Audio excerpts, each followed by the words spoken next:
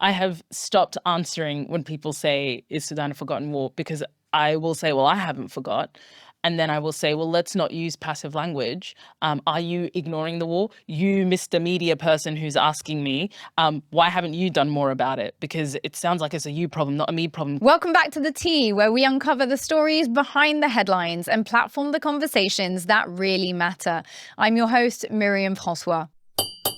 Before we get into the episode, I just want to take a tiny moment to ask you to do one thing for me. Hit that subscribe button now. We are a small independent team, no big network, no corporate backing, just a handful of people who care deeply about having honest conversations and shining a light on what often goes unseen or unheard.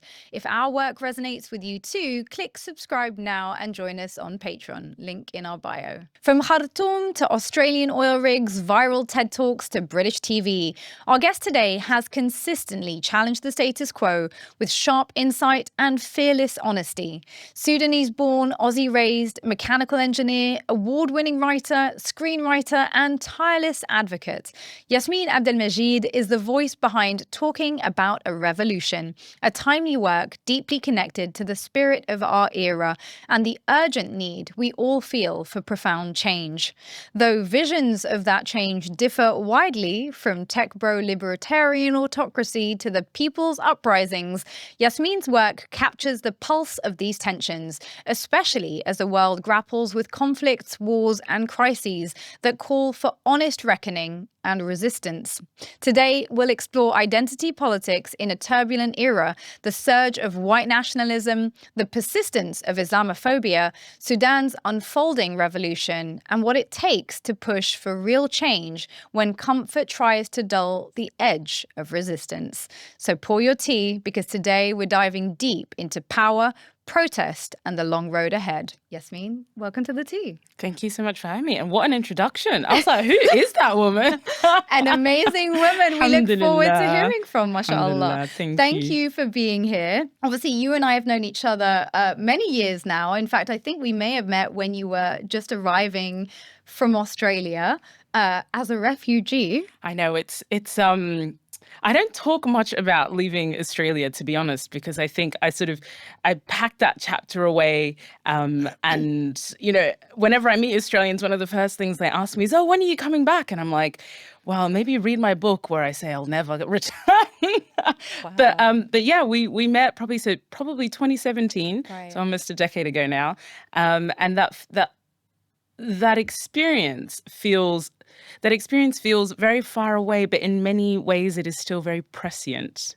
Right. And I really want to return to some of the reasons that you left Australia, because when I was researching your story, I was actually reminded how much of those issues, or how many of the issues that you were discussing, continue to be flashpoints in a sort of almost quite distressing way, actually, because you're thinking to yourself, are we still here? Is this still the conversation? So let's get into it, because first of all, obviously in your intro, I talk about your complex identity. As somebody with a little bit of a complex identity as well, I relate in some regards. So you're born in Sudan, raised in Australia. You live in the UK. You were an engineer, but you're also creative. Yes, very rare. Somehow. Very rare. And, a hijabi who used to work on an oil rig. And you've shared some of these stories with me before, but I love the idea of Yassmin out in the middle of the ocean on these oil rigs, doing engineer boss stuff. I'm like, wow, what an incredible thing to have been doing. And yet we live at a time where there's such an effort to box people into identities. In your book, you talk a lot about identity. So at a time where we are asked to define ourselves according to narrow identities, how do you define yours? Well, it's a great question. I think that when I think about how I live my life, it's very difficult for me to differentiate or to disentangle what I do from a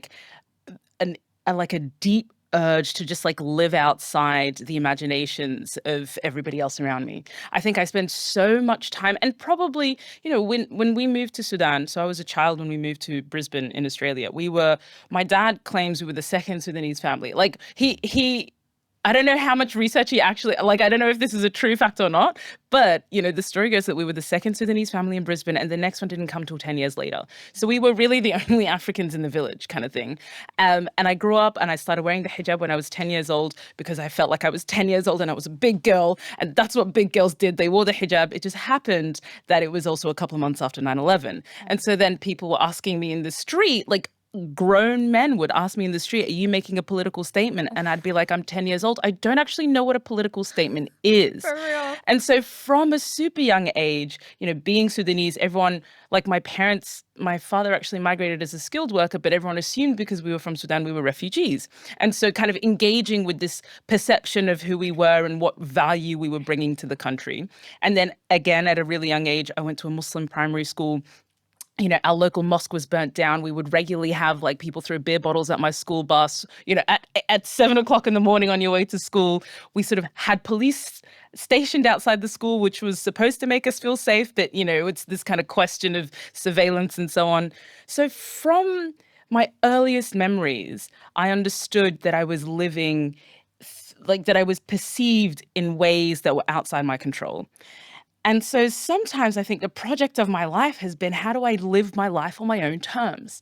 What does it look like for me to genuinely live my life on my own terms? Now, when it comes to the identity markers that I use, whether it's Black, whether it's, you know, woman, whether it's cis, like whatever, I often think of these as terms that are, you know, Stuart Hall calls race a floating signifier. I think of them as signifiers to let other people know, you know, kind of where I'm at. But they aren't actually, for me personally, they aren't the lens through which I live my life.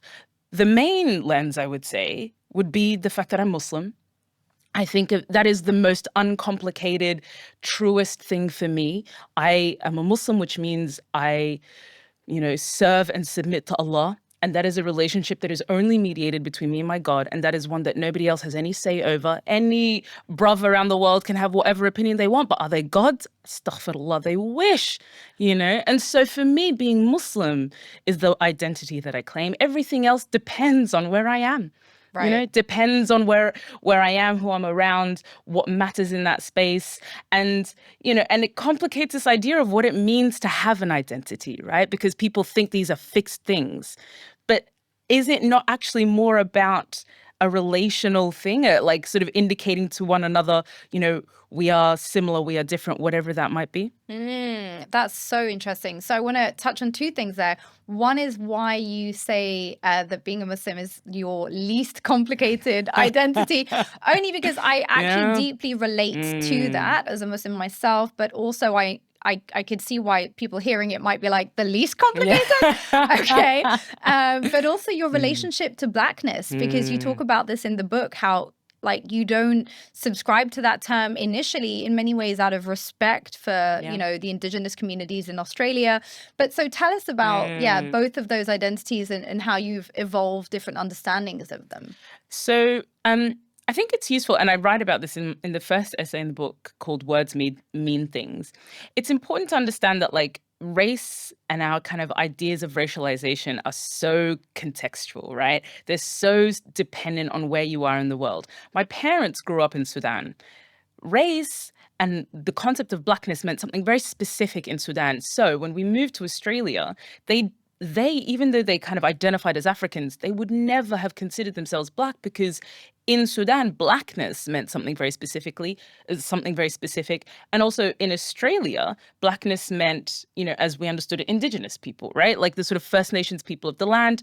And that was not related to like a shade, right? It was like a political identity. In Sudan, Blackness was related to like colorism more so, right? Because you had like, in fact, you sort of, in Sudan, people are green, blue, red, yellow, and so on, right? And so like the idea of calling oneself Black didn't kind of make sense in the kind of colorist hierarchy. Let's be quite clear. And so like they would refer to themselves, my parents at home would refer to to us as maybe African or maybe brown. But again, perhaps also because the community we were part of was, quite a mixed Muslim community, the primary identity through which I experienced depression was the fact that I was Muslim. And so the fact that I was Muslim was kind of the most important thing when talking about the discrimination that I kind of faced. And, this became complicated once I started making friends who were, in other cities in Australia who did have a sense of kind of like blackness as a racial category and who couldn't understand why I didn't call myself black, right? And I remember having some heated conversations with friends with other sort of African diaspora friends who sort of said, well, are you actually anti-black because you refuse to call yourself black?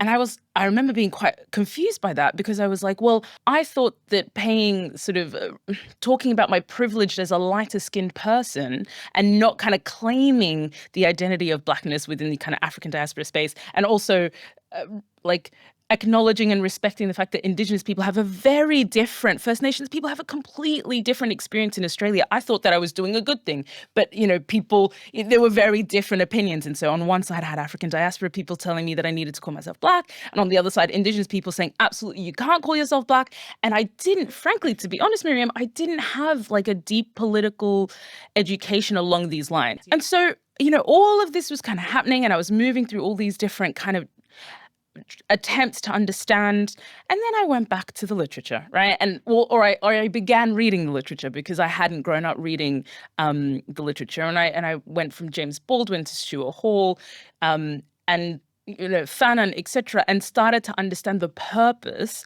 of claiming an identity such as blackness, the understanding of race as a floating signifier, the understanding that it is less about a phenotype because there's no test to determine whether or not you are black. It is about what does it mean to say race is a floating signifier? It means that it signifies something in the hierarchy in that environment, right? And so in Brisbane, Australia, even though I might be lighter skinned, my Africanness means that I am somehow lower on the racial hierarchy, and that might, could be blackness, right? And in the UK, similarly, in France, it might be different. In Sudan, my phenotype, the way that I look, the color of my skin means that I'm actually further up on the hierarchy, and that's important to differentiate. It's important to acknowledge. All that to say, when I'm in the UK, I, consider myself black. I refer to myself as black. I guess I've stepped into that political identity, and it feels, there's something that feels powerful in being able to do so. I do not distance myself from what I, called myself when I was younger. I think it is, and the reason I'm really open and honest about it is because I think that we all have a political journey and a political education. But I do kind of think it is important to point these things out for us to understand that identity is not a fixed thing. Race is not a fixed thing. And and making sure that we don't essentialize these things like race and gender and so on is key to any kind of transformative justice for everybody. And why is it key? Because I guess a lot of the times today, I feel like people are attached to quite fixed notions of their identity, or what I would regard as parts of their identity, but as being constitutive of who they are. So less of a puzzle and more of a pillar. And I wonder about that, like, because I do think of identity personally more as a puzzle or as like a shifting set of, structures that can be remodeled and reshaped, and the way that you talk about them in different contexts having different meaning, right? In one culture, you'll see the shape and interpret it to be this thing, and then the same shapes, in a different culture is seen differently. But we don't have much room in the current conversation on race for that, or certainly that's how I see it. How do you feel that the conversation on identity today differs maybe from your own experience of it, if at all?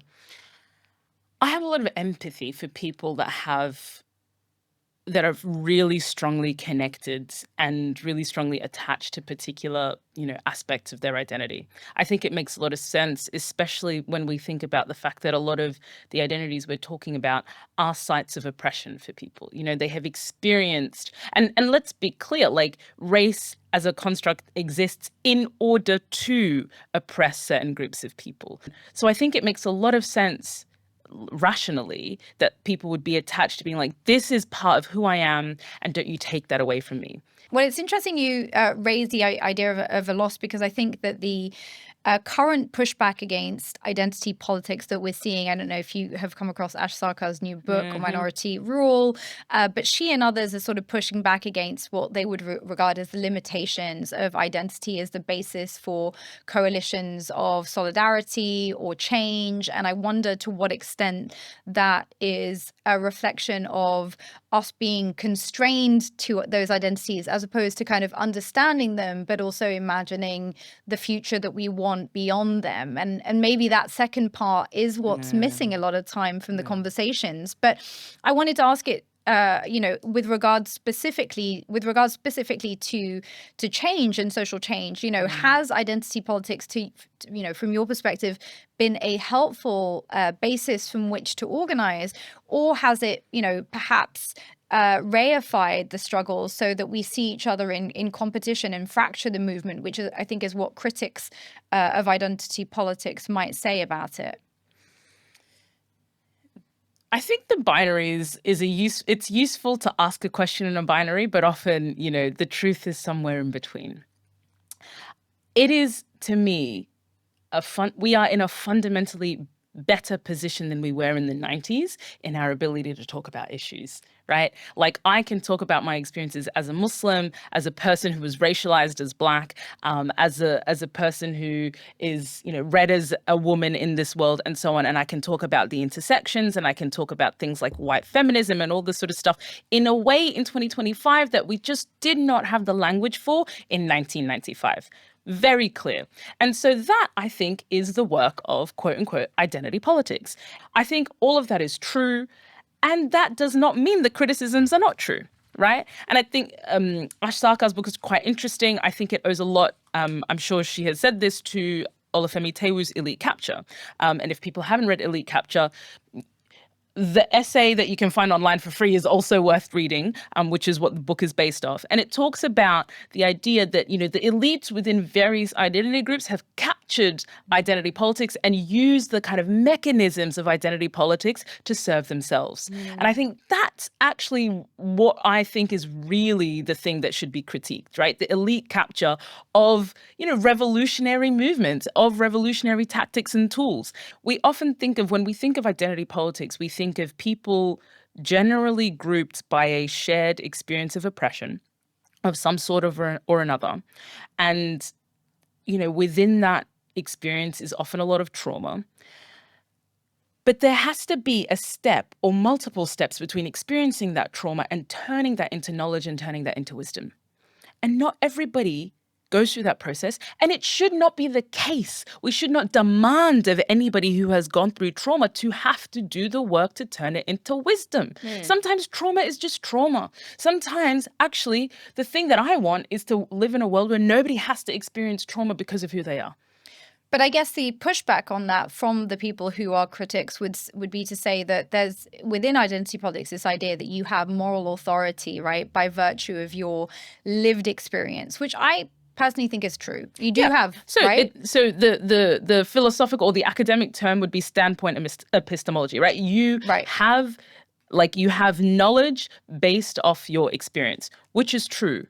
It is not the case that you can therefore create policy, right? Just because I've experienced racism, it doesn't mean that I'm a racial expert. Now, but I think the challenge we face, and what a lot of, I think, the critics are pointing to, is that we therefore are saying that nobody has any authority unless they have experienced something, right?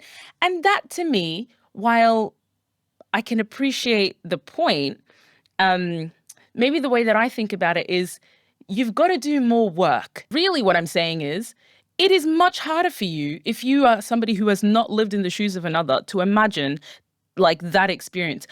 But it is possible. Right. You just have to do the work. Yes. And most of the time people don't. Yes. Most of the time people are lazy. Most of the time they stereotype. Most of the time what they do is actually reinforce negative and harmful positions, tropes, and the impact because of their position in society, because of their epistemic superiority. Their position is seen as more important, more truthful, whatever. That's the thing actually that I'm fighting against, right? I want to ask you a little bit about when you left Australia, because people who may not know that, you know, your family obviously flees Sudan, you end up in Australia, but then you also sort of end up fleeing Australia, Yassmin. Yeah. How did that happen? The longest, so it's a play in 3 stages, right? The first, so for context, I grew up, and I think the best way to kind of articulate my position or understand my position was that I was like the good Muslim girl, right? I was the good Muslim girl. I was like doing things for my community, but I really believed in the Australian project, you know, when I was like, yay, I love Australia. And I think because my dad really loved Australia. For my dad, Australia was the place that gave him, you know, he came to the UK in the 70s and 80s, and I think he did not have a good time under Margaret Thatcher's government. And so then he moved to Australia, and Australia was the place that saved him. So for my father, Australia was always this like really wonderful place that could do no wrong. And so that was kind of the message that I grew up with. And believing in that project meant that I was, you know, also over time, because I was also like doing engineering, and there was lots of things that I did that kind of meant that I could be put on a pedestal of like, this is what a good Muslim girl looks like. She loves the country. She wears a hijab, but she does it in a colorful way, you know, and she blah, blah, blah, blah, blah. And then I ended up kind of, you know, doing engineering. I published a book. My engineering company didn't like the fact that I published a book. And so then I sort of then took a year leave without pay and ended up being like a national broadcaster, right? I had a TV show called Australia Wide where we talked about the stories around Australia. It was so wholesome. On ABC, which was the ABC, Australian BBC, for those who may not be familiar. Yeah. So I was, you know, you can imagine, just like I was 24, 25. Yeah, I was 24. And I was like this sort of bright, fresh-faced, Sudanese-born, you know, Australian girl wearing a hijab and on the ABC. But then a couple of things happened. The first thing that happened was I was at the Brisbane Writers' Festival, and Lionel Shriver, who's an author,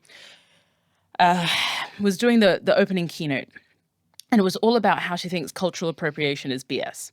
Right? Yes. And I'm sitting in the front row with my mum, and I'm listening to this, and I'm like, I think this is kind of off, right? And like, but I'm one of the very few writers of color in the audience because it's Brisbane, Australia.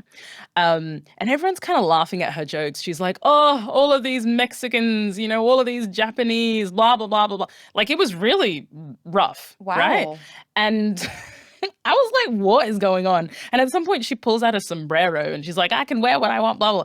Anyway, I was kind of like, this is weird. And why is everyone laughing? And I just felt genuinely, I was just like, I can't sit here. Like, and kind of like, by sitting here and quietly just not doing anything or saying anything, I feel like I'm kind of co-signing what she's saying.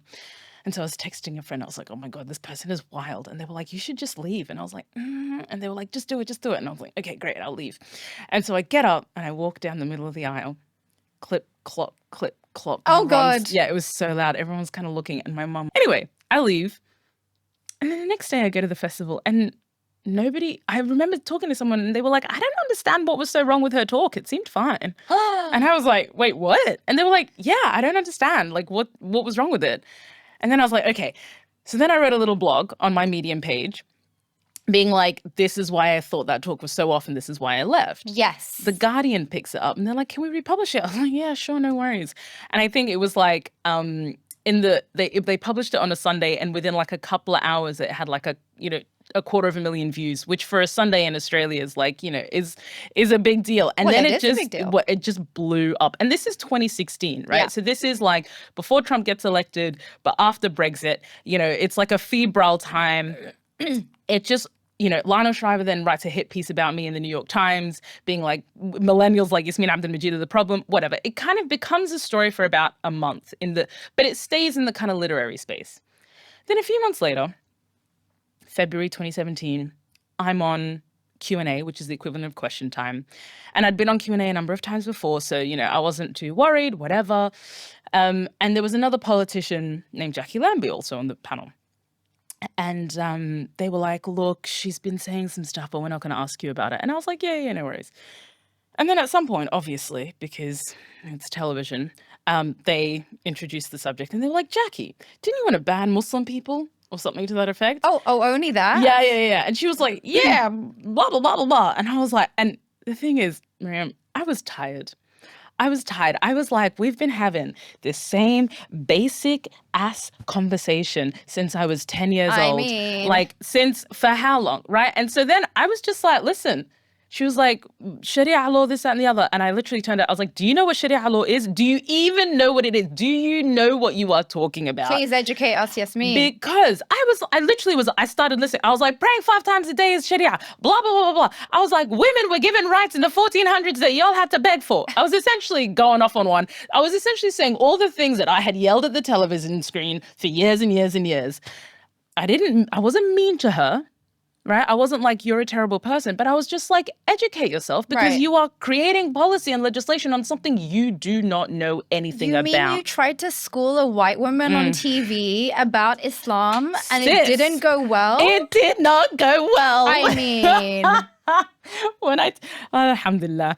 Alhamdulillah. I remember, so the thing happened, my heartbeat was a bit like this, but then, I was like, it's fine. I'm like 24, like whatever.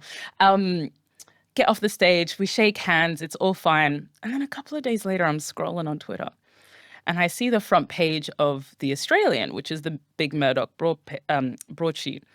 And there's a photo on it, which is from my Instagram. Oh dear. And it's like the main above the fold image.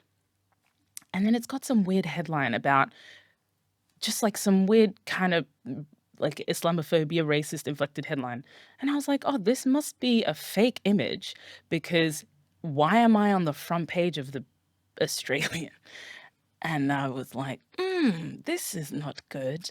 And then the floodgates opened. Oh. And so this was stage 2. This was act 2. They start calling around everyone who knows me. They were like trying to get dirt on me. They were I had started a youth organization. They were like looking at the finances of the youth organization, like trying to be like, is she corrupt? Has she embezzled? I'm like, we don't have enough money to embezzle, and I'm a halal girl, so no. But anyway, and they really tried, and they were like, she's colluding with terrorists. She blah blah blah. Like it. So they. But then. So that went on for a couple of months. Then it quieted down briefly. And I'm like, I'm out of the woodworks, right? Alhamdulillah. And I genuinely was like, this is not going to be a problem for me. I wake up we have a day in Australia called Anzac Day, which is kind of like Remembrance Day. Yeah. And in the past, I had gone to the dawn service, blah, blah, blah. But I had like slept in that day. And I was like, well, I should probably post something on my Facebook page, to kind of, because it's an important day for the country, blah, blah, blah.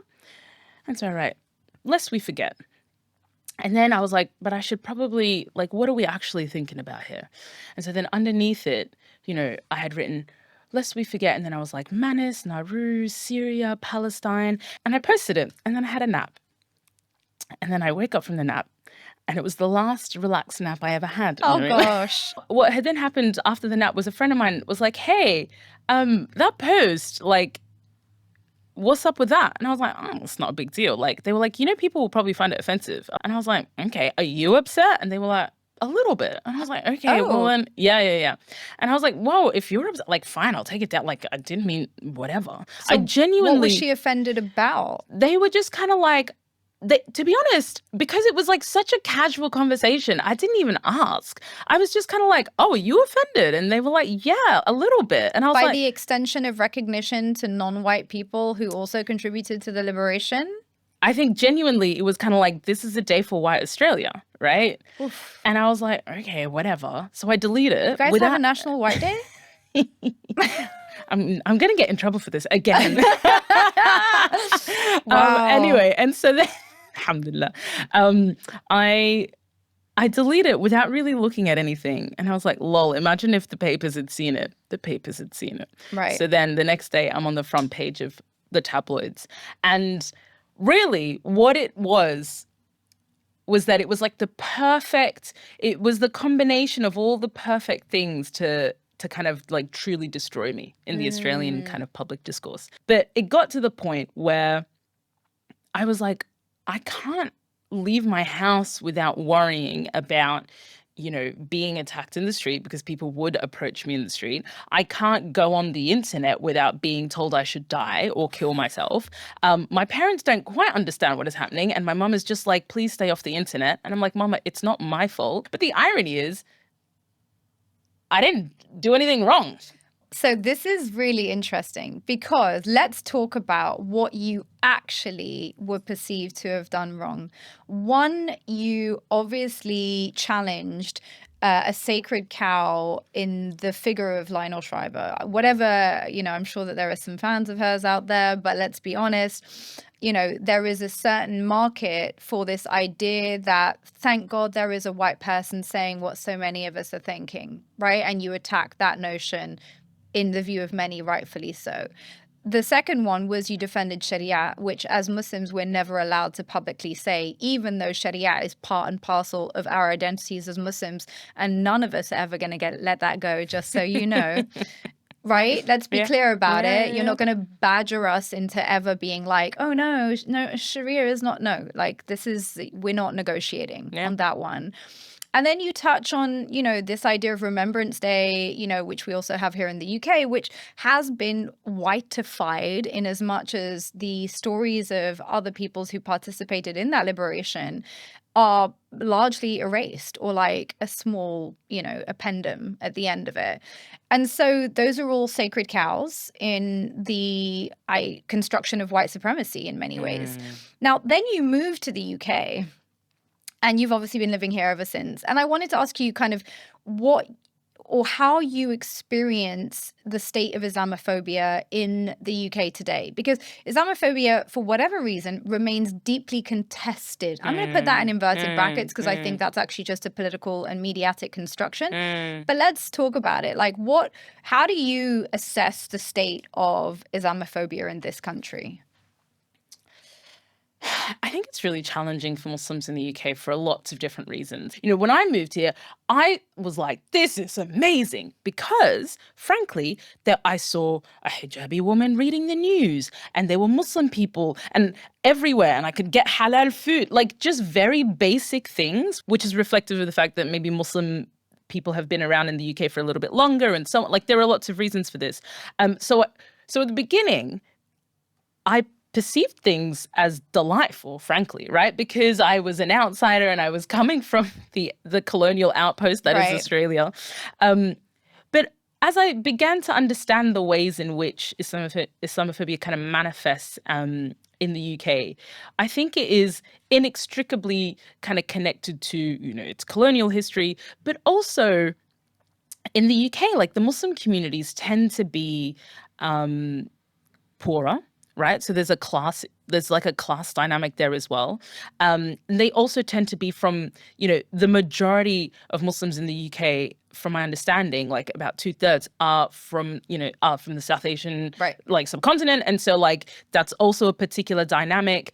And so I started to realize that, there are kind of challenges here that I'm going to have to relearn or learn to understand, because they are like specifically British, specifically about the experiences of people here in the UK.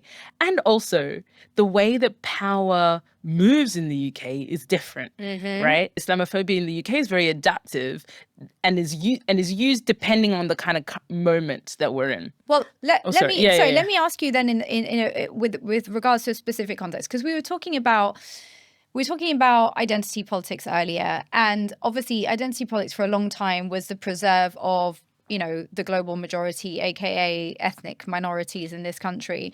But one group that hasn't really struggled to now form a coalition around this identity is now white people. And, as far back as 2015, Nigel Farage in this country, the leader of the Reform Party, who, by the way, is, according to polls, set to win the next election, said back in 2015, and I quote, "I don't think the UK is a racist country. The real racism in this country now is against white people." We've also seen, I don't know if you caught the Mehdi Hassan against the 20 far-right nationalists. I couldn't bring myself to watch it because I was like, oh, God. I heard it was fantastic. Well, I personally found the format very violent, as in the idea of kind of putting a brown or black person in the center of a ring surrounded by far-right nationalists, some of whom are actually clearly violent white supremacists, I, as a premise, don't accept. I don't accept that as a condition. I don't understand the logic of putting somebody in that position. But of course, Mehdi did exceptionally well, much like because he's very smart, and these people were not particularly shrewd. But if I may, Myriam, just to interrupt you, I think you point to something which is really important, which is the game is rigged so often. Like, I have not, you know, when I moved to this country, I was constantly invited onto like Good Morning Britain and all these other shows to like debate these things. And one of the main things that I learned from my experience in Australia is that I should not entertain conversations or debates on issues that I do not think are up for debate. 100%. 100%. And anyone who will steer a conversation in a way that is into terrain that I don't consider to be legitimate parameters is not going to get anything from me. 100%. As Piers learned the hard way on his show. But in general, I think that's a lesson for all of us invited into spaces, right? We don't have to accept these BS parameters that have been set consistently over and over. And as Muslims, those parameters are now pretty tried and tested tropes that we come up with. And, you know, let me just quote you a few statistics around the state of, you know, anti-Muslim hate, because whilst we hear this narrative that white people now are the biggest victims of everything and somehow the real issue is anti-white racism, you know, new reports show that attacks on Muslims went up 43% last year. Anti-Muslim hate is at a record high. More than half of people in the UK now say they don't think Islam fits with British values. You and I both know that's hardly a new debate. We've been hearing that for most of our adult lives. And then police data shows that Muslims are the most targeted religious group in England. They make up 38% of recorded hate incidents up to last March. Now, in the midst of all of that, we've got, as I said, this, you know, growing narrative about white people being the quote unquote real victims. And we have governments that, you know, successive governments who don't even agree on a definition of Islamophobia.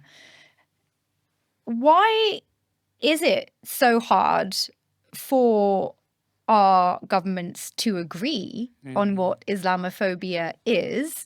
And do you see that as somehow connected to this rise of this notion of whiteness as a coalescing identity for white people, which I would like to point out, as somebody racialized as white, is horrifying to me. I'm like, please do not make me stand with the white people. Well, this is not the camp. There are white Muslims, lest we forget. You know what I mean? Like, these are not mutually exclusive identities. It comes back to power structures. It comes back to the fact that actually there is no commitment in this country to combating violence and discrimination against Muslim people. There is no interest, no real interest. There is no real commitment to it. I think Muslims in the UK are not a group that have great political power, you know, like in terms of moving as a bloc. I mean, it's interesting if we kind of look at, I think it was at the general election, the most recent general election, there was a kind of move away from Labour because of Labour's position on Palestine. And I think it was the first time for a lot of political pundits that they had to kind of think about the Muslims as a voting bloc, for example. But that also caused harm, right? Because then we were perceived, you know, it's like we lose-lose. They're on the margins, they don't participate politically. Then we organize as a group within society and we're told this is separatist, this is just Muslims, you know, an extremist group within Britain organizing to overthrow Britain. For God's sake, there are a couple of independent MPs who are like, we don't agree with genocide. It's wild that is a controversial point. Right. You know, and so what is the political function, would you say, of Islamophobia in this culture? Because I think we understand very well that Muslims are targeted in every part of day-to-day life as the ultimate other. Yeah. you know, and that serves a political function. So what political function does it serve? And the function of so much of this narrative and so much of this rhetoric is to obfuscate what is obvious, right? Is to obfuscate and to manufacture a threat that doesn't actually exist in order for you to sort of say, I am going to protect you from the threat. Let's just remember what happened less than 12 months ago in this country. In this country, there were riots around the United Kingdom that targeted Muslims. People call them a race riot, but they were not race riots. They were riots against specifically Muslim people, and they were riots against people that were seen as migrants. And migrants in this country, again, and in Europe generally, there is a specific idea of what a migrant is, right? They tend to be black or brown. They tend to, the idea, like, I'm technically a migrant. My upstairs neighbor who's from Italy is also technically a migrant, but he is not being attacked in the street, right? So it is very clear, like, who is actually being targeted and who is actually being oppressed and who is actually being violated and violent. The people who were standing outside those hotels, who were burning those hotels and attacking, businesses and mosques. And mosques. Yeah, I pause because I'm just kind of like, God, it's awful. It was. And then we somehow forgot. And they're back again. Did you see? They're back protesting outside. Just yesterday. But they're not, terrorists that need to be prescribed by the government, because Britain First, even though they're threatening to burn down buildings with people inside, are not somehow a threat to disorder in the public arena. I mean, this is where we're at. And the thing is, right, it almost feels ridiculous to have to point out how obvious this is. I sometimes feel frustrated that I have to be like, hey, can you not see yourself being manipulated? Can you not see yourself being told a story that serves, who does it serve? Remember, It doesn't even serve you, the person standing outside the door, trying to, like, yelling and being like, get out of our country. It doesn't, these people who you are listening to are not even interested in your success. Right. You know what I mean? This is all just about maintaining a particular base of power for a small group of people based on things like white supremacy, based on concepts of white nationalism, and based on maintaining an other that has to exist. I started out by asking you how it compared in many ways to when you left Australia back in 2017. Are things better or worse today in Britain when it comes to Islamophobia? What would you say? I think that at the policy level, I think it is quite worrying. Regardless of whether or not we have a, so-called Labour government, a so-called left-wing government. But I think the one thing that does give me hope, if I may, because I think, Please. yeah, because we need it. Yeah, because it's all quite depressing. I mean, certainly on the conversations around migrants and asylum seekers and refugees, it's literally the same slogans that I grew up with in Australia. That's where all this stuff came from. It's literally the same stuff that is repeated here in the UK. I think that, I was living in the north. I was living in Leeds last year when the riots happened, and it was a very scary time, right? Like, I was like, oh, I guess, I guess I'll not leave the house for a couple of weeks because I might get attacked. Can we just take a minute for that? Because wild. That's the UK in 2024, right. 2025. Yeah. Like, reminded me of the UK that my dad left in the 70s, right? Like the stories that my dad would talk about of worrying when he was walking around the streets. Like, how are we kind of here? I think maybe the thing that does give me hope is that there are more places like this, right? There are more places where there are alternative narratives. And I think it is scary when on especially kind of like quote unquote legacy or mainstream news channels and so on, we hear particular types of rhetoric, but also let us not forget that like those places are becoming less influential. Actually, the places where people get most of their information are places like this, are places where whether rightly or wrongly, they develop kind of like parasocial relationships with individuals. Yeah. And like, yes, that can be scary, but also that can be a place of power, right? That can be, because ultimately if we are racialized and if we are kind of othered in the way that we are, it is very, very difficult to think, to to actually sort of make your way through those very hostile systems and somehow be able to kind of like maintain integrity and maintain the message and so on. These are hostile narrative environments.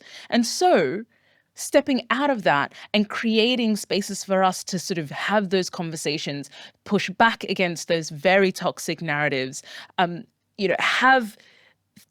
talk about things on our own terms. Right, exactly that. That is where the change happened. Well, on the topic of Islamophobia, an argument with Trump and $55 billion in Dodge cuts later, Elon Musk isn't exactly winning popularity contests these days. But you recently wrote an article in which, I quote, you say, "Once upon a time, my dream was to work for Elon Musk." Yeah. And in a recent article that you also say, this, as a Sudanese woman, you still find it hard to entirely disregard his achievements. So there is a reason you've said that. Tell us a little bit about why it is that you express this admiration for Musk. Well, I wouldn't say I admire him in general. Like, let's make sure. Let me just get that on the record, right? But the thing about Elon Musk is, for those who don't know, is that he's responsible for something called Starlink. And you may have heard about Starlink. It was in the news some time ago with regards to Ukraine, with regards to kind of getting internet in Ukraine. But in Sudan, which is where I'm from, which is where the majority of my family have been living until very recently, part of the way in which the military and the militia would control populations was to cut off the telecommunications, right? And cutting off telecommunications, for those who have never lived in a context where that happens, means not only you can't call people, but you can't get access to money, you can't get access to healthcare, you can't get access to any kind of infrastructure. In a place like Sudan, telecommunications is life. And so when the war began in April 2023, there was like a complete blackout for a while. But then people started, especially in the places that were controlled by the militia, they started to have access to Starlink infrastructure, which meant that we could send them money, which meant that they could buy things because, commerce was like only kind of happened through internet and so on, which meant that we could call them and find out where they were, which meant that we could help them facilitate journeys out and around. And so my relationship with Starlink and with Elon Musk has always been complicated. And then recently I did this, piece for New Lines magazine, and I asked, because I was kind of like, how do I grapple with this, right? Because Elon Musk is also responsible, or at least partly responsible, for the cutting of, like billions in aid through USAID. And Sudan, like a huge chunk of the aid that was going to Sudan came from USAID. And so I was like, how do we kind of get our heads around this? And every single person I spoke to, Sudanese on the ground and in the diaspora and in activist spaces and running support organizations, everyone was like, Starlink has saved our lives. And that is, when you talk about kind of living in the nuance and living in the contradictions, I think that for me is one of the biggest ones. On one hand, I'm like what he has done to, Twitter/X, what he has kind of done with USAID, what he has done kind of across US departments, even him as an individual, I think I find reprehensible in many ways.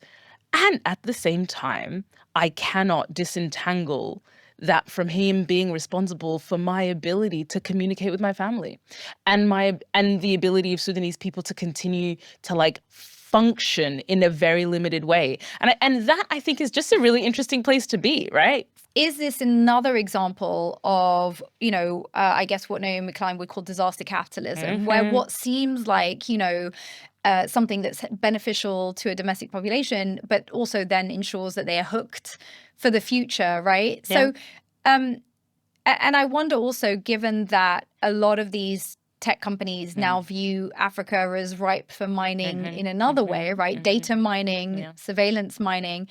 To what extent do you see Starlink as part of also a form of sort of neo-colonial expansion on the continent? Yeah, I think you're spot on. And I think part of the challenge for someone like me, who is at once interested in kind of analyzing things from a systems and structures perspective, and at the same time trying to desperately contact my family, is that both things are true. right? It is true that I'm able to communicate with my family because of this satellite setup, but it is also true that it is ridiculous that it is a private individual and their private companies that A, allows that, is B, allowed to do it without any kind of oversight or regulation, is profiting from it, right? And is, and kind of has, and does so with impunity, right? Right. And I think this is something that I don't actually currently feel like I have the way, like I don't feel like I have the tools, either kind of sort of legislatively, like I don't know what is it, like how on earth am I going to challenge this, right? Because Elon Musk doesn't live in the UK. The UK, like I cannot influence any of the kind of things around regulation. It's because of the kind of globalized context in which we exist, because of the fact that he can just send up satellites into space, and then all of a sudden, like we are really lacking in ability to hold any of these people and companies to account. And I feel like that's so telling of the era in which we find ourselves, right? Which is that we continue to speak primarily in public debates as if nation states are the primary units of control and governance in the world today, when actually some of these tech corporations have far bigger profit margins than the GDP of like a lot of countries. And, you were talking about oversight there. We're also talking about the rise of digital battlegrounds, right? The use of these technologies as part of warfare. We saw it also in Ukraine, where Starlink was shut off, right? In order to assist with the retake of territory from Russia in 2022. But as you say, there's no real means for us to hold these individuals or corporations to account. Do you still have faith as somebody who's obviously an engineer by training in the liberatory potential of any of these technologies? Or is it really just us against the machine at this point? Oh, I think there is so much mythology around technology, but technology actually doesn't have any political bias. It's always in the user. It is always in the owner. It is always in the creator. People making decisions are the problem. The problem is not the technology itself, right? And I mean, Isn't the problem Muslims? yeah. I forgot. It's us. We are the problem. We are the problem. Do you know though? I mean, just to kind of connect us to a different point that is probably not on your list of things to ask me about, but is my like personal hobby horse. Do it. Which is so like the amount of sort of digital surveillance, the amount of kind of like surveillance creep that has happened in our lives, and the amount that we have no say or control over that. B, its ability. I mean, there was just the online safety bill recently in the UK where people were sort of like, there's this kind of inane argument about age verification on social media platforms, and this talk about requirement to like put your driver's license or something else in order to use social. And I'm just like, Yeah. I'm like, how are we sleepwalking into authoritarianism? Like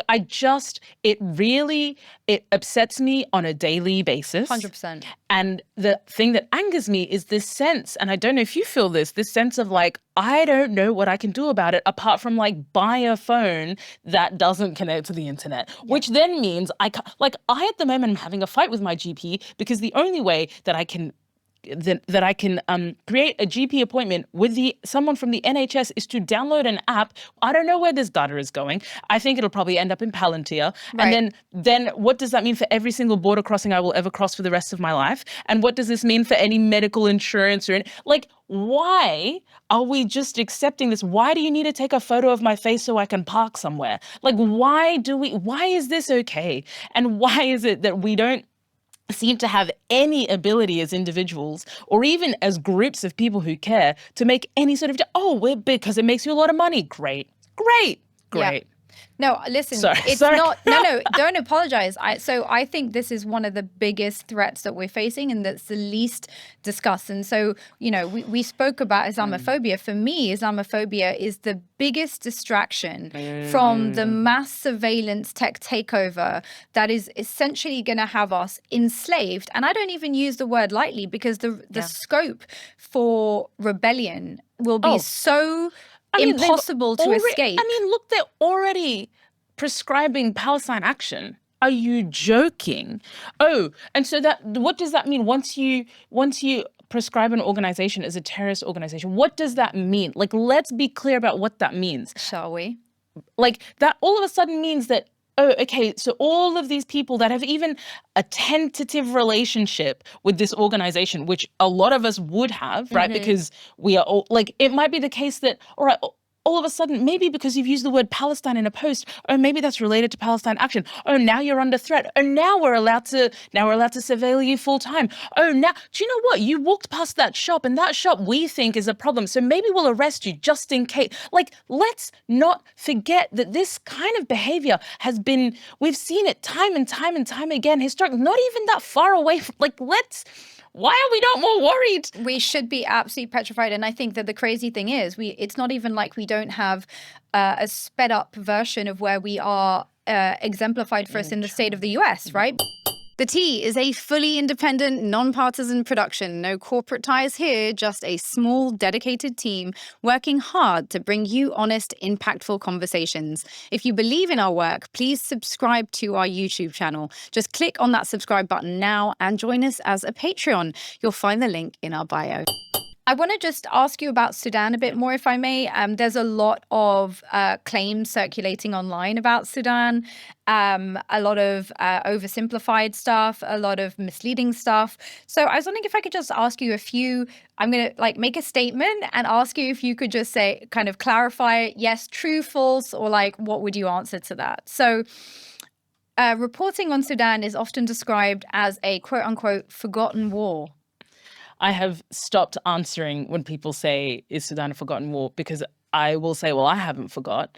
And then I will say, well, let's not use passive language. Are you ignoring the war? You, Mr. Media person who's asking me, why haven't you done more about it? Because it sounds like it's a you problem, not a me problem. Because if you look at my social media, if you look at my track record, I've been talking about this incessantly since April 2023. So maybe I haven't forgot. Maybe you have, for whatever reason, chosen to ignore it, chosen to deprioritize it, chosen to put it in the too hard basket. I don't know why. You tell me. Do not ask me to justify why you are dehumanizing, delegitimizing, and ignoring the worst humanitarian crisis in the world. It's on you. The fighting in Sudan is best described as a civil war between two military groups, the Sudanese Armed Forces, the SAF, and the Rapid Support Forces, RSF. True or false? Well, people would love it if it was a civil war, right? Because they wouldn't have to do anything about it. But, that's a term that is often used on the African continent because they're like, oh, look, these Black people are just fighting each other. They just can't stop. As if Europe didn't do that for 1,000 years, but also as if that is actually what's going on. The way that I describe what is happening in Sudan, I usually call it a counter-revolutionary war, or I call it a war against the civilians. And it is directly tied to the fact that Sudanese people in 2018, 2019 fought. They didn't fight, actually. They peacefully protested because it was a non-violent revolution and overthrew a dictatorship of 30 years. So it is a response to the Sudanese people and the Sudanese civilian population, demanding their freedom, successfully achieving that, and then having the military generals turn around and say, no, you don't. And then having the region and the powers around the world being like, okay, just let them kill the civilians, let them starve the civilians, and we'll come and reap the rewards when everyone's gone. Wow. And weirdly reminiscent of Egypt, may I say. Yeah. So the UAE, Egypt, Russia, China, Saudi Arabia, France, the US, who isn't involved at this point in Sudan? Is Sudan a proxy war? So I think some people have called Sudan a proxy war. I'm not sure for me, it's not useful to do so because it is less about kind of, two superpowers fighting it out within a particular country rather than kind of fighting themselves, right? It's less about that. It is more actually like maybe an opportunistic conflict in that everybody wants a piece of the pie. People want a port on the Red Sea. All these countries want a port on the Red Sea. The UAE, well, it loves getting the gold from Sudan, doesn't it? It loves the livestock. Sudan is also like, in terms of its physical location, it's so strategic, right? You've got North Africa, you've got southern parts of Africa, you've got the Red Sea, you've got the Sahel. It is part of the Arab world, kind of. It is part of the rest of Africa, kind of. It is, it is at the intersection of all these different places. It's incredibly rich in terms of minerals, resources, livestock, gold, and like this is why everyone wants a piece of the pie. The UAE is buying up land. People are buying up land to feed their populations back home. Let us not, for example, despite the fact that people in Sudan, half the country, half the population is like either in famine or at the risk of famine. And yet, somehow, there are huge farms across the country that are working just fine and that are able to export to the UAE just fine, right? The gold business is booming. They're able to find ways to export to, parts of the Gulf just fine. So it's not as if things aren't possible, but it's just, who do they care about? And ultimately, the Sudanese civilians are always the last on everyone's list. That's sadly what we seem to find again and again, that the domestic population, civilian populations no longer factor in the considerations either of governments or of these, militias that are backed in these cases by foreign governments. Now, Gum Arabic, which it comes up as E414, if you're familiar with this, I sense you may be. I mean, everyone's looked at the back and been like, oh, E414, it's one of the ones we can eat, Right, exactly. But it's used as a stabilizer in various drinks that are on the boycott list, and it's used as a binder in chewing gum and various chocolates that we eat, anti-aging creams, lotions. Now, none of the major brands, who I won't name because I don't know if we can, have publicly announced where their supplies come from. But when 80% of the world's production comes from RSF-controlled areas of Sudan, are we all part of funding the conflict? 100%, because the RSF is like a militia that is so wealthy, like the individuals, Hemeti, his brother, his family, they are so, let me tell you how wealthy Hemeti and his family are. When the government in Sudan, so during the transitionary period, there was like a bit of a financial crisis happening. Hemeti loaned the Bank of Khartoum $1 billion of his own money. Where did he get that money from? He got that money from the gold mines, and he got that money from the export of.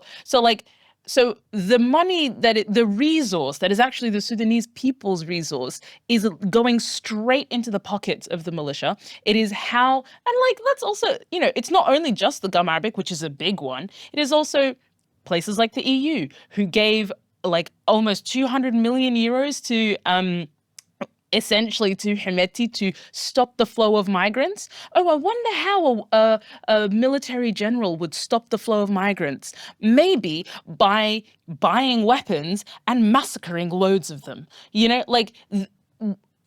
All of we are complicit, right? This agreement, the Khartoum process that happened before Britain left the EU, people think of Sudan as this really far away place that has nothing to do with them. But actually, because of the way the world works, because of how, resource wealthy Sudan is, you've probably contributed, sadly, to the humanitarian crisis in one way or another. And do you think that part of the reason that sort of even within activist circles, Sudan isn't discussed maybe as prominently as other causes like Palestine is because it's not as obvious how to solve it? Or is it because people have been fed so much disinformation around what's actually going on? Why is Sudan perceived even more than Palestine as complicated? I mean, I have I have some thoughts, but I'm kind of curious what you think. Like, what do you think? Well, so for Palestine, I feel like it's a very obvious one for a lot of people now. It wasn't for a long time, right? But for now, I think that people understand that their tax money is going towards weapons that are still being sent to the war zone, that we now have these RAF flights that are going regularly over Gaza. So something to do with the British government is providing intelligence support for the genocide. And so there feels like quite a direct connection. Plus, of course, there's the history, right? The Balfour Declaration, the fact that Mandate Palestine was handed over under British colonial rule. Like, to me, it feels like Britain's connection to the Palestine question feels very obvious and very clear today to a lot of people. The question in other cases feels more complicated. I'll give you the Congo is another one where I would say we all know that the cobalt being mined illegally by often children is found in our phones. So there's a direct connection between our use of these technologies and the exploitation of these people. What isn't clear is how you fix that, right? Whereas, let's say Palestine's like, you want your MP to stop the arms sales, or you want what are we asking for? Who are we asking? What is the solution with, I think a lot of that stuff feels unclear. And it may be because actually over the last 21 months, one of the kind of only positives, I might say, of this horrors has been that there's been so much conversation around what's happening in Palestine that people understand those connections much better than I think they ever have. And I wonder whether it's that. But I don't know. I mean, I'd be very interested if you felt that it was, is it the complex thing? Is it that it's the African thing? Because we know that obviously, the hierarchy of race still informs whether we acknowledge it or not, even in activist circles, what we think of as being, urgent issues or not. And I don't think it is all just about communications. I don't think it is all just about the fact that it is, you can do all the best communicating in the world, but people have to be listening. People have to be paying attention. People have to want to care. I think with respect to Sudan, and I don't like to put them up against each other because I think it's unfair and I think it's delegitimizing and I think it's it doesn't serve either Palestine or Sudan, right? To kind of, despite our flags being so similar, I think it's heartbreaking whenever I wear my Sudan pendant, people always say to me, I love your Palestine pendant. Aww. And I never know how to respond because I'm obviously like, yeah, free Palestine and also Free Sudan. Free Sudan. And I don't want to make you feel bad for not, you know what I mean? Like it's just such a small moment, but it's always complicated. But I don't think that any Sudanese person is like, we need to stop talking about Palestine in order, that's not, but they get often put up against each other, which I think is, again, does not serves, those who might want to wish to oppress Palestinians and Sudanese rather than serve us. Well, this is it. Is it part of Hasbara that, because I see it come up a lot, it's like, well, why don't you say anything about Sudan? And you're like, we do. We don't maybe say as much. Well, but it's like classic whataboutism. Right. It's classic whataboutism. It's a classic rhetorical tool to move away. They're only doing that to distract, the individual from often talking about Palestine in that moment. So I think I'm just like, I think making sure that people are if you hear that, to sort of be able to push back and be like, we can have a conversation about Sudan, but that's actually what this conversation is about. This conversation is about Palestine, so let's keep focused there. And do you see connections between the two? Like, what connection do you see between Sudanese and Palestinian liberation? I do think at some level, frankly, that Sudan in people's mind is just another African problem. Honestly, I think the same happens with the Congo. I think, I can sit here and tell you all the ways in which you can take action and all the ways, but I know at some level people are like, oh, it's Africa. Like the kind of the othering, the dehumanizing, the colonizing and the mentality around who is seen as, human that existed as truth for hundreds and hundreds of years during the colonial era hasn't just evaporated overnight. Most countries in Africa got independence in the 50s and 60s. That is within living memory. We people still perceive the African continent in a particular way. They still perceive African people in a particular way. And even when they engage in conversations with respect to, say, Sudan, it is rare that it is done not in a paternalistic way, not in a way that is like, we must save them from themselves, blah, blah, blah, blah, blah. I think that's difficult for people to accept and admit. Like, we can't underestimate how powerful that dehumanizing and the sort of rhetoric of anti-Blackness and policies of anti-Blackness and white supremacy are. I want to ask you about, empire, because I sometimes wonder whether that is one of the connecting points, right? You might argue this is sort of both are anti-imperial struggles, both are liberation struggles. They're both struggles for dignity and autonomy and freedom for the people of those nations. And I want to ask you that in the context of shifting empires, because obviously I want to talk about your book and about the idea of revolution, but I want to talk about it in the context of one where I think a lot of people are observing the slow, perhaps not fast enough, demise of the US empire. And I myself are in the camp of, can we be a little cautious about this? Just because. Now, the US obviously gets a lot of criticism for empire building, as it should. But then I look at who's in the pipeline to come up behind it. And I'm looking at China and I'm looking at Russia. And I'm thinking, we've seen reports of Russian mercenaries committing atrocities in Sudan and elsewhere on the continent, and evidence of, Chinese weapons being sold to various camps, actually also in Sudan and elsewhere. And I sometimes wonder if in anti-imperial circles, there is this anti-empire sentiment, which is completely understandable and in my view correct. But then I'm like, well, if we're not building the alternative power bases, what we're essentially doing is facilitating the emergence of new empires. And when I look at China's strategy in China, when I look at Russia's behavior on the continent, it does not make me feel confident in the replacement, which is what I think will come of one empire by another. How do we build, coalitions against empire that do not fall into the trap of kind of focusing on one empire as being the enemy without facilitating the emergence of the new dawn, which needs to come behind it? You have asked the question that keeps me up at night. Yes, I'm sure a few of us, right? Yeah. I don't know. And I think this is something that's like, I'm being quite honest in that, like, it is something that I spend a lot of time thinking and worrying about, because I don't know, I have another writer colleague who has written a book about kind of, transformative change, and he writes about this idea of surviving victory. How do you survive victory? Because he talks about, we often focus on the revolution part of the revolution, but we don't talk about the day after. What happens next? How do you hold on to that? How do you survive the process? I also think about Frantz Fanon, who writes about nationalism being useful only up until the point of independence, but then afterwards it then becomes this toxic thing that is maybe like that you should be wary of, right? And like, how do you... the thing that gets you there isn't the thing that is going to keep you, the thing that gets you to freedom isn't the thing that's going to keep you free, right?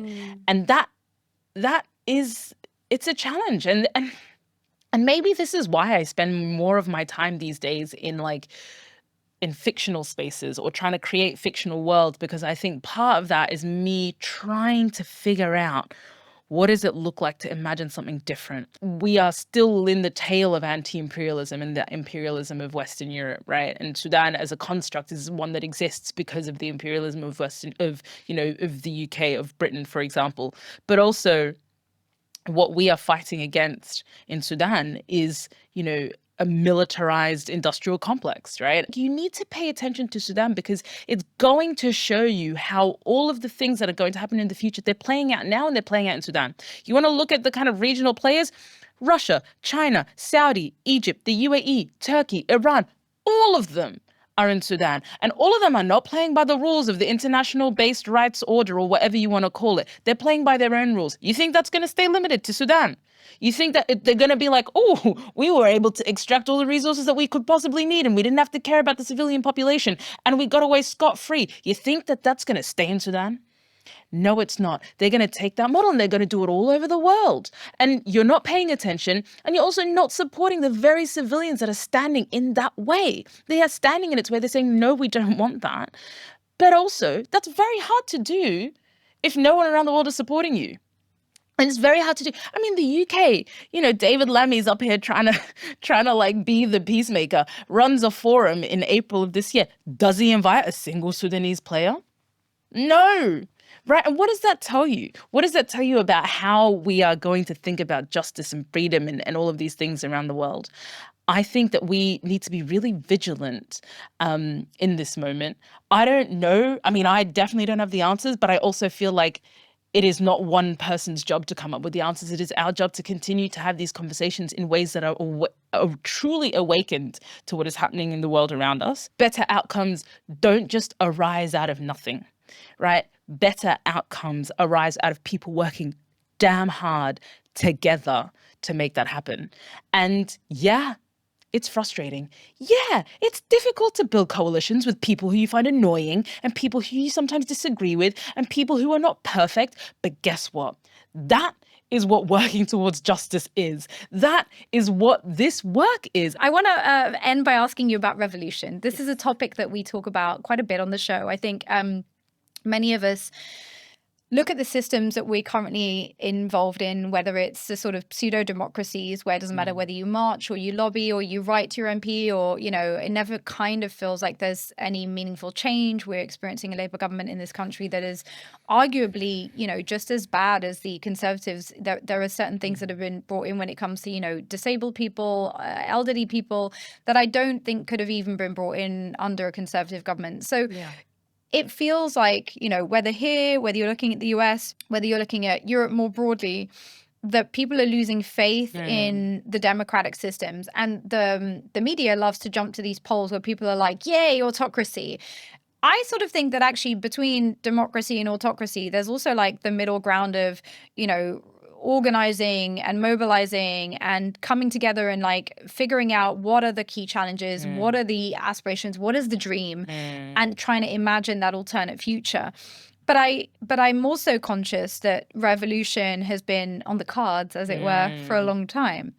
Do you ever feel like calling for revolution is the privileged position? Well, let me tell you, the war in Sudan, which is called by many as the worst humanitarian crisis in the world, is a war that is punishing the civilian population for the revolution. It's not a joke. Like, a peaceful revolution where the Sudanese people overthrew an authoritarian regime and they are being murdered for it, right? That's my family. That's the families of millions of people. And there is nowhere for the Sudanese people to go. Egypt has all but closed its borders. I can't even sponsor a visa in this country. There is almost no pathway for Sudanese people. The majority of people in France trying to get over the channel to come to the UK are Sudanese people. Like, the punishment for daring to dream and to push for freedom for Sudanese people has been incredibly high. The highest punishment, the highest cost you can imagine. And devastatingly, for a lot of my family, especially the less political, for them, they were like, what was the point of the Thawra? What was the point of the revolution? If we have lost our country, if we have lost our history, if we have lost our heritage, if we have lost our land, what was the point? Now, I'm not saying that the cost, this high price that people are paying means that we shouldn't therefore have, like, the Sudanese people shouldn't have done what they did. I think, I have never been so proud to be Sudanese, and I will always be proud to be Sudanese. But I think people romanticize an idea of, especially an armed conflict, often when they have not had to experience it themselves. I can understand the desire to, but I also think that, like, it's really dangerous.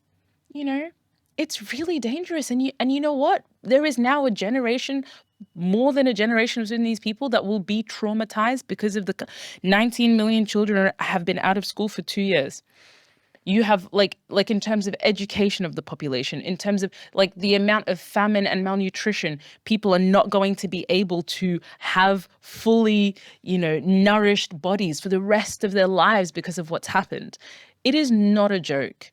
And so I guess maybe because I hear people be like, I'm just waiting for the revolution. I hear this all the time Right. in my circles. And I'm like, do you know what it is that you're talking about? Maybe you do. But I'm going to guess that you don't. And I'm going to tell you that once a place picks up arms, it's really hard to put them away. Once a population is militarized, it is really difficult to demilitarize. Sudan has not been successful. Since independence, 1956, it has not been successful at a prolonged period of civilian governance because, when you let a military run a place, it doesn't want to let go. So just be careful what you wish for. And don't take what you have for granted.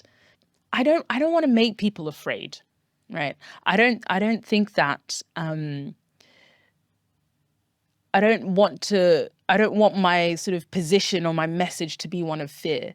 But I suppose what I do want is to awaken people to the risks and the privileges and maybe the kind of like the positionality that they find themselves in, right? Because if you're in the UK and you have a British passport and you have access to your MP and you have access to, yes, maybe an ailing health service, but a health service nonetheless, and you have access to an education and you have access to, be able to speak relatively freely online, these are all things that people have fought for. And if you're a person who is racialized, then people in this country have fought for those rights specifically for you. Do not take those things for granted. And do not throw them away and assume that what will replace it will be better. Because more often than not, history shows what replaces it is far, far worse. Thank you for that very, I think, prescient warning and very necessary one at this time. Just before we wrap up, I wanted to ask you, for everyone who's listening, who's thinking, I would like to do one thing for Sudan to try and support, if there was one thing that people could do, what would it be? So I'm going to offer a range of things depending on what people have the capacity. If you can donate, I would highly encourage you to donate because there is a great need. And so like things like the Sudan Solidarity Collective or Khartoum Kitchen are places where you can donate and the money goes directly to, the emergency response rooms on the ground. So if you have, they also have ability for you to kind of donate monthly. So I would highly encourage that if you had the capacity. Secondly, if you do live in a country where you can write to your MP, I would highly encourage you to write to your MP and to ask a question in Parliament about Sudan and to sort of, like if you go to eyesonsudan.net or if you go to London for Sudan on Instagram, there'll be kind of templates. But ultimately, the main thing is, can you make sure Sudan is kind of discussed on a regular basis in Parliament so that, politicians start to realize that this is something that their, constituents care about? Or if none of those things are really your thing, maybe one small thing that you could do is connect to some piece of Sudanese culture, whether that's literally just going onto your, Spotify or Apple Music or any other kind of, or even on YouTube, looking up Sudanese songs or watching a film like Goodbye Julia or, literally just spending some time on the Wikipedia page for Sudan. I think there is something or reading, I was just looking at books, or reading a book by a Sudanese author, Layla Abu al-Ala or Tayyib Saleh. There is something about connecting to a place beyond just its conflict, I think, that is important. And so that's what I would encourage you to do. Amazing. Thank you so much for your time, Yassmin. And thank you for tuning in. We hope today's conversation sparked reflection, stirred questions, and got you thinking. Here at The Tea, we are committed to amplifying voices that truly matter.